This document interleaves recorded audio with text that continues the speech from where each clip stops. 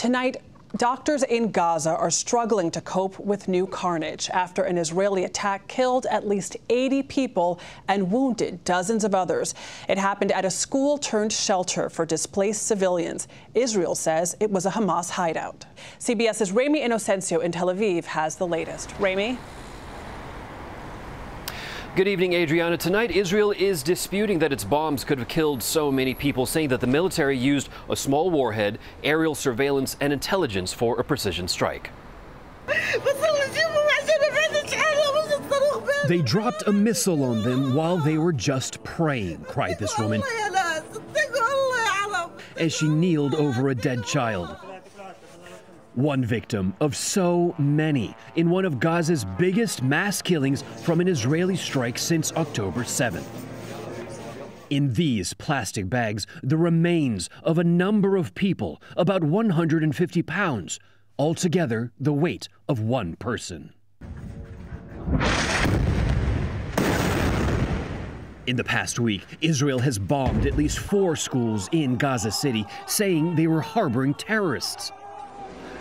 In today's strike, Gaza's emergency services accused Israel's military of dropping 3 one-ton bombs on the Al Tabin school and its mosque, as displaced people held early morning prayers, their Qurans now covered in blood.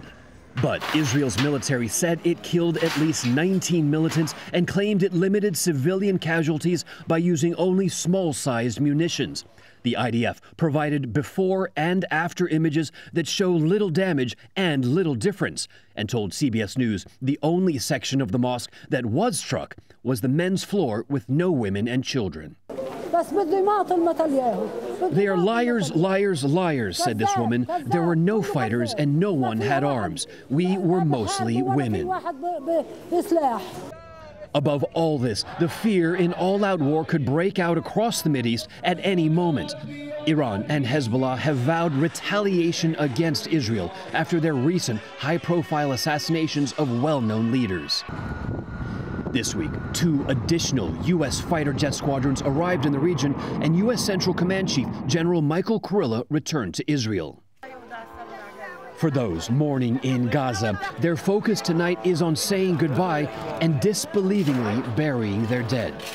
This old father mourning sons and grandsons now gone, stunned into sadness and silence.